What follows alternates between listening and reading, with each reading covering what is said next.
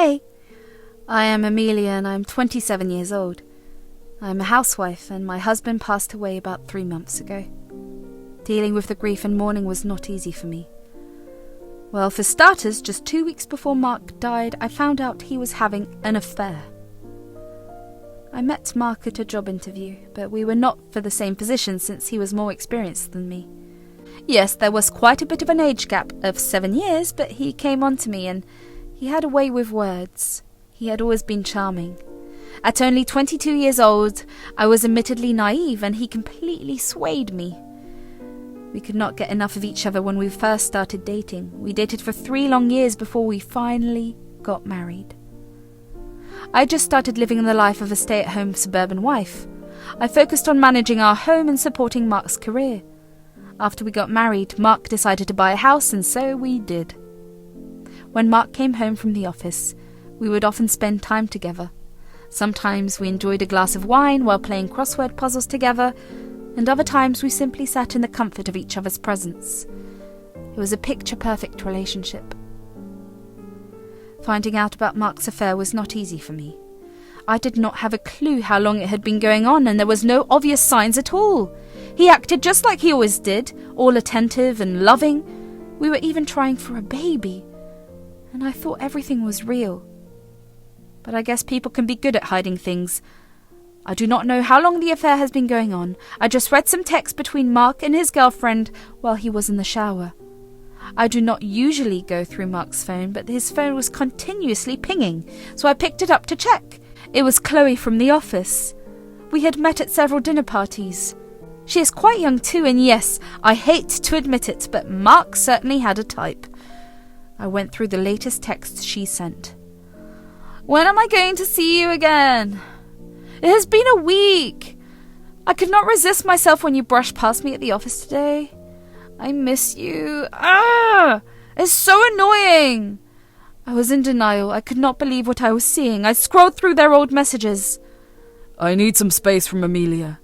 "Why don't you just leave her? We've been through this several times, baby." "You know I cannot, not right now at least." "You're not even in love with her anymore." "We are not having this conversation right now." "Well, you know what we can do? We can take a little detour from that San Francisco office trip we're taking, baby." "You would not believe half the things I'm already seeing in my head." So there I was, done with reading the texts. The guy I thought I knew inside out, the one I was head over heels for, turned out to be a total backstabber. Wrap your head around this. Mark, the guy I married and trusted, went and had this stupid affair. It's like our flawless life was all smoke and mirrors, shattered by his dumb decisions. My feelings were all over the place. Confronting Mark was scary.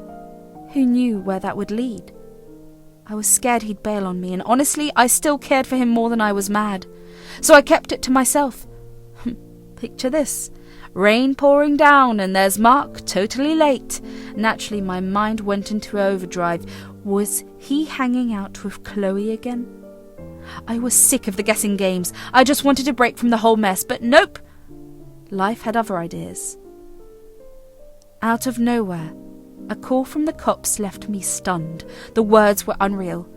I raced to the police station, and there it was. They wanted me to ID Mark's lifeless body.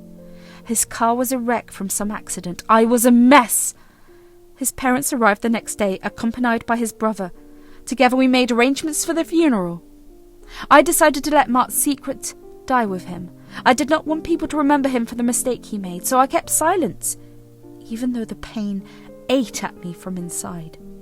A week later, the funeral took place. I was surrounded by our family and friends, and we gathered to say our final goodbyes to Mark.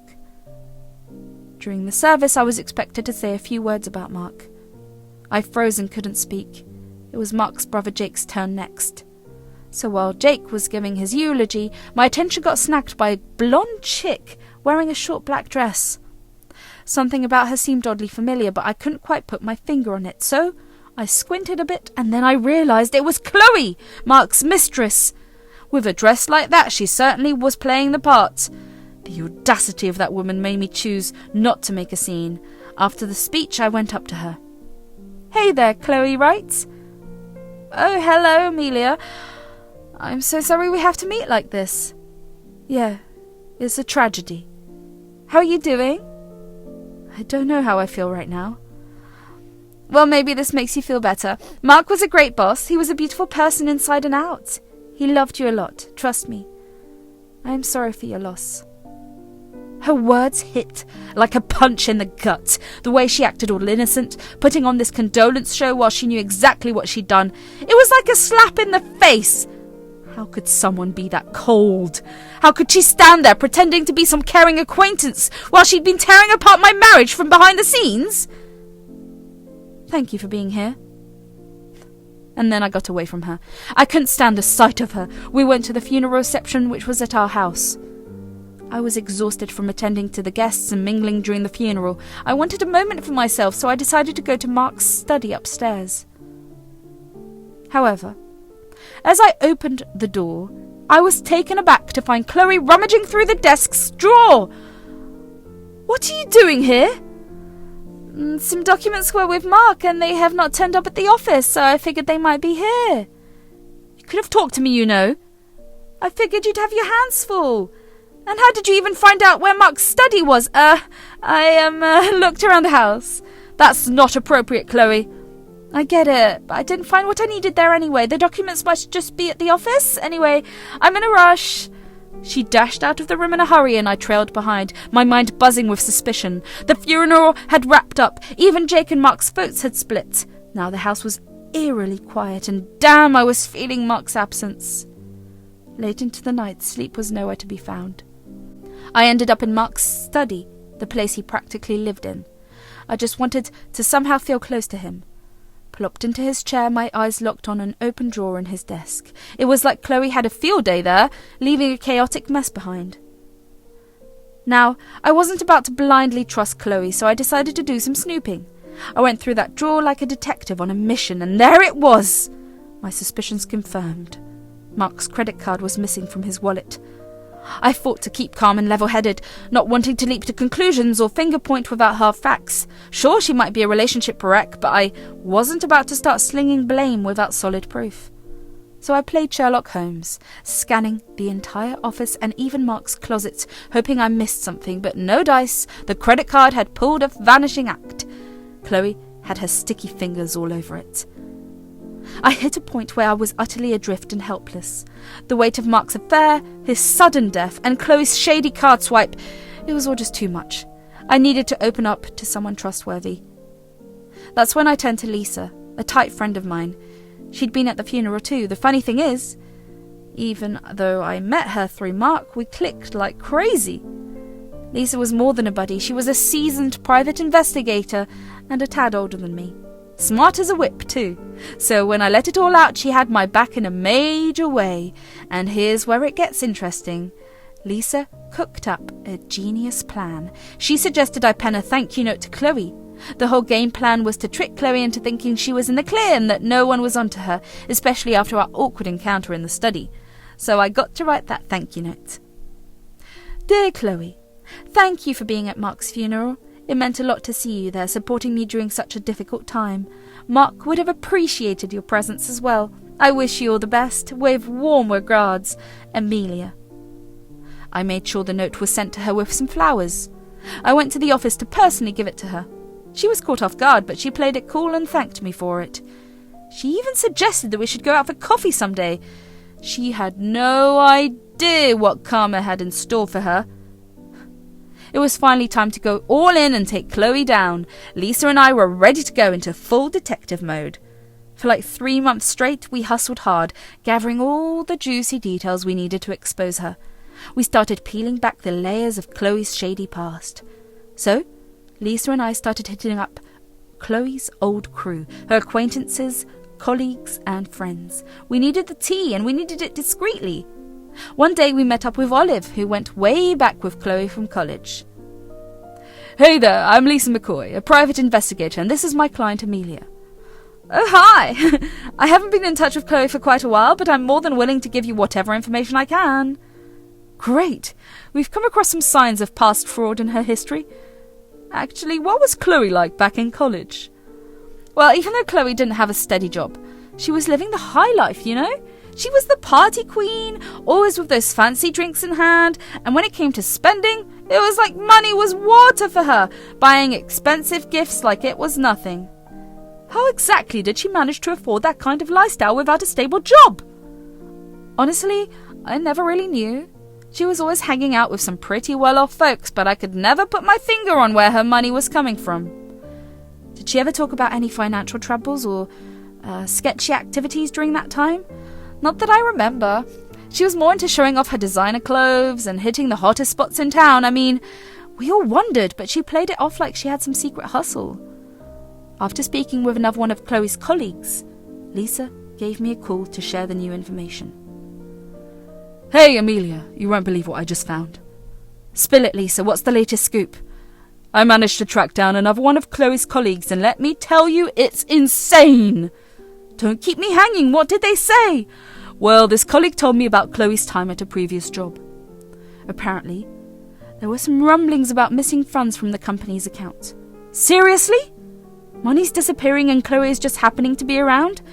Bingo. And while it wasn't solid proof, the suspicion spotlight was all over her. It seems like Chloe's got a talent for stirring up drama wherever she goes. Drama magnet, that's for sure. These accounts from former acquaintances and colleagues paint a troubling picture of Chloe's past. Lisa and I were building a case, and it was all coming together. We had these accounts from people who knew Chloe, and they were all raising some major red flags. Sure, we could not slap a criminal label on her just yet, but there was definitely a pattern to her behaviour. While there may not have been a concrete evidence of criminal activities, there was a consistent pattern of questionable behaviour. As Lisa and I continued our investigation into Chloe's criminal activities, we came across a lead that would take us down the road where we needed to go. During one of our interviews with a former colleague of Chloe's, we discovered a name that kept surfacing in their conversation. Mr. Duncan. According to the colleague, Mr. Duncan had been a respected and successful businessman who had suddenly fallen into financial ruin. He was known for his philanthropic endeavours and had helped numerous charitable organisations over the years. However, in recent times, he had become reclusive and had disappeared from the public eye. Lisa and I decided to look deeper into Mr. Duncan's financial history. As a private investigator, Lisa had access to various databases and resources that allowed us to track down information on him. Our investigation revealed a startling truth. Mr. Duncan had indeed been a victim of Chloe's fraudulent schemes. She had systematically embezzled funds from his account, leaving him in financial ruin and tarnishing his reputation. And just like that, we got what we needed to take Chloe down. I could not believe the audacity of this woman, parading around as if she had done nothing wrong. I knew we had hit the final straw. It was time for the final takedown, but before Lisa and I went to the police to tell them about Chloe, I had so much anger filled inside of me that I never got a chance to confront Mark about the affair. And I had so many questions that needed to be answered. I wanted to know some things and say some things. Chloe became the target of my pent-up emotions. After enduring sleepless nights for 3 months and tirelessly tracking Chloe's history and friends on Facebook, I had bottled up so much inside me. I felt the need to face Chloe myself. I dropped by the office in the evening. I finally decided to take her up on that coffee date she suggested. Chloe was very surprised to see me. I asked her if she wanted to get a cup of coffee with me. She needed a bit of convincing, but she said yes. We took a seat and ordered 2 cappuccinos. As we sipped our cappuccinos, I could feel the tension rising. It was the calm before the storm, and I was ready to unleash all the feelings I had bottled up. She thought she could play games, but not with me. I had my chance, and I wasn't going to waste it. It was time to confront her about everything, spill all the tea, and let her know she couldn't mess with me and get away with it. So, Amelia, how have you been holding up? Chloe, tell me when it started. I need to know the truth. I don't know what you're talking about, Amelia. Yes, you do. Do not play dumb with me. I've seen the messages between you and Mark. What messages? Just talk. Look, Amelia, I never meant for any of this to happen. What do you mean you never meant for it to happen? You knew he was married. I know, I'm sorry. It's just that things got complicated and we couldn't help how we felt about each other. It's not all black and white. Unexpectedly? That is your excuse? You knew he was married! Chloe! Your apologies mean nothing now. You're not as innocent as you pretend to be. I know everything about you. What do you mean? Let us start from the beginning, shall we? You conveniently showed up at Mark's funeral. Do not tell me it was about sympathy. I knew you had ulterior motives. I just wanted to pay my respects. You've been at our house, haven't you?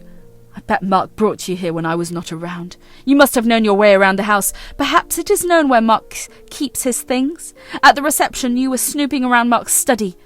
What were you doing? Finding some documents? My foot, you were stealing his credit card. How can you accuse me of stealing Mark's credit card? I thought you were glad I was there to support you during such a difficult time, because I made you think so, but I knew all along what you had done. You're just a bored housewife weaving all these stories in your head. None of it is true. You know what, Amelia? You are just delusional and paranoid. No wonder he was always tired from having to deal with a wife like you. How dare you say that? You have no idea what our marriage was like. Amelia, I can see you're upset, but you're letting your imagination run wild. Imagination? I wish it were just that, but it's all too real, Chloe. Oh, please. I know more about your marriage than you think. Mark was unhappy with you, and he found comfort in my arms. And you wanted to know how long we were together for? Well, 4 months, as far as I remember.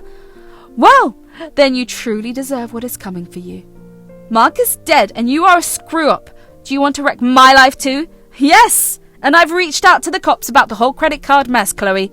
They are on the case, and trust me, I'm dead set on laying your schemes bare. Oh, come on, what proof do you have? It is just your word against mine.